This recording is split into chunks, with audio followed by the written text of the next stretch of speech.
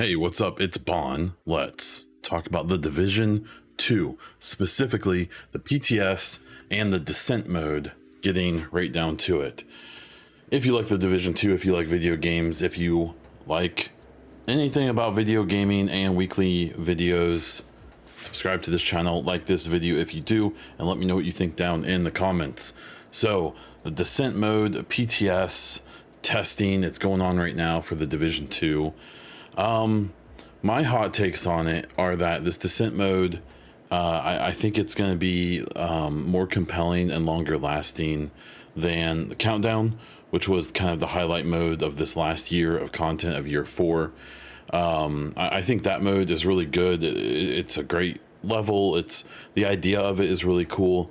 I just think it gets boring extremely quickly.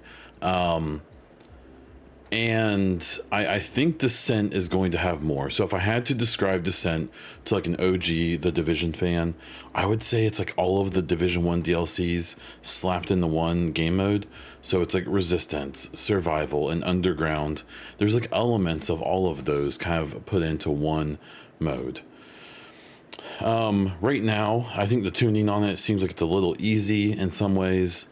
I've seen that I believe Solid FPS or someone already got to like level 40.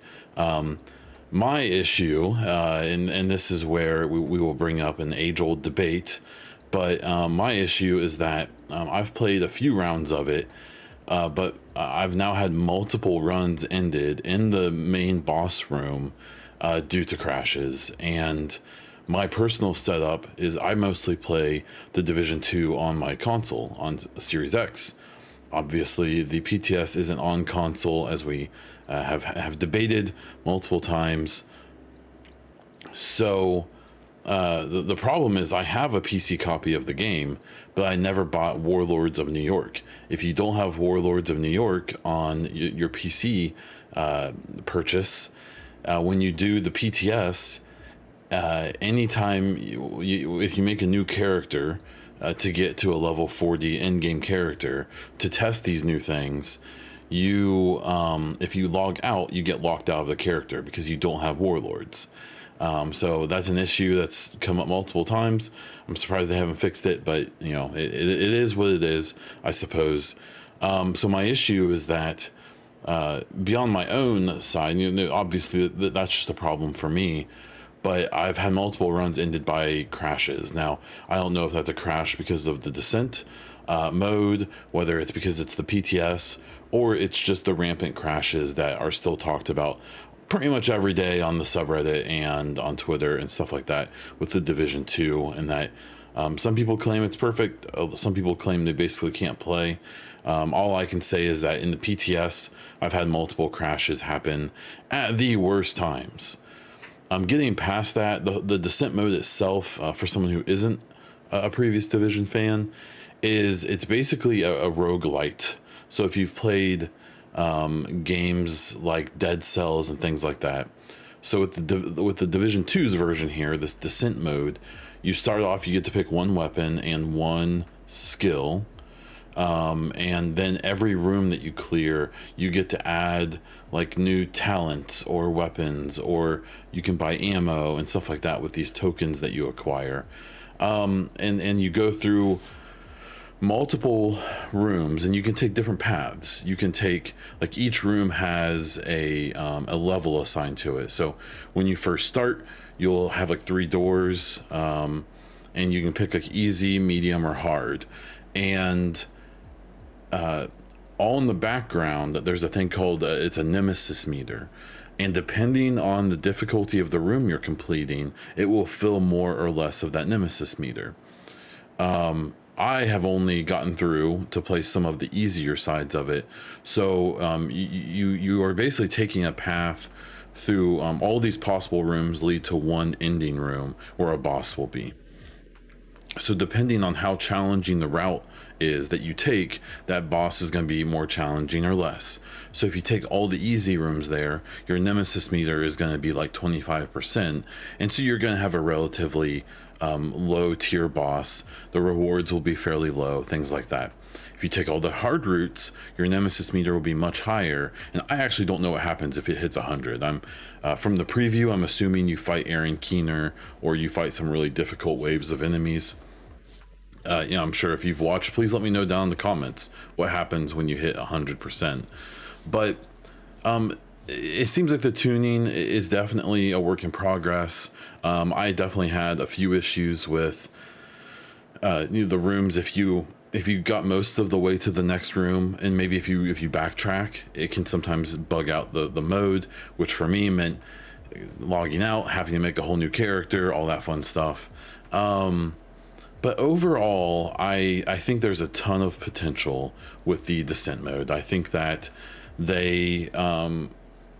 I think the Descent mode being a simulation when it comes to the lore of the game is really interesting, because it can allow them to do some weird stuff, to do some stuff that doesn't fit the realistic aesthetic of the game. And I hope that makes them more creative and willing to do weird stuff in that mode that they wouldn't feel comfortable doing outside of it. Now, the mode itself is really interesting. I heard rumors a long time ago that the Pentagon area that we know as the Pentagon location with the 2 Pentagon missions, I was under the impression a long time ago that the Pentagon was supposed to be, as well as those 2 missions, a kickoff point to like an underground type mode. I think that's interesting, because this mode, this Descent mode, really seems like maybe it was originally meant, like maybe the bones of this mode is that didn't get finished. They kind of shelved it, and now we're seeing a different take on that idea, potentially using previously worked on stuff, because there's a few reasons. So you'll notice that there's like tech and like in development stuff all over the place in the battle arenas, and that to me just kind of screams Pentagon a lot more than building beside the Boo. So to me that just feels like they're reusing assets from the Pentagon, as well as just the name of the mode itself, the Descent. There's not really any indication, at least from what we've seen so far, that you're descending into anything, that you're just basically going through a bunch of simulated levels. So I'm thinking that name is a carryover from the original intent, from a mode that may have been intended for the Pentagon area, as well as a bunch of the environmental design. That's just my guess. Maybe those rumors I heard were not true at all, and that I'm making all this up. But I do think it's at least an interesting thing to throw in there when speaking about this mode. But overall, I think it has a ton of potential. I am a little worried it's going to be kind of a countdown thing where people jump in, they have fun for a couple weeks, and then kind of fall off of it. It seems like they're circling the wagons pretty well, and if all of the rumors about the rest of this next year of content, or at least of what they've advertised, if that all comes true, like a new area, new main missions, really genuinely expanding the story, then cool. I hope that means that the team has got their feet under them, and that we're gonna see some big stuff from the game, and we'll just have to wait to see. I will be forever positive. I will be forever hopeful for this game and this franchise, and I will reiterate, I still think the Year 5 roadmap is going to lead to a Division 3 pre-production announcement. Maybe even more likely we get that than a Year 6. My hot take. Let me know down in the comments if you agree. So again, if you like the Division 2, if you like video games in general, I talk about all kinds of stuff here on the channel. I also have a weekly podcast called the EchoCast that's found here and on all podcast platforms. Please subscribe to the channel if you want that stuff. If you like this video, hit that like button, comment down below with the stuff that you think about all this. I will get that out eventually. You can find me all over social media and the internet as Bond Diesel, same as the channel name. That is all I have for this one. So until next time.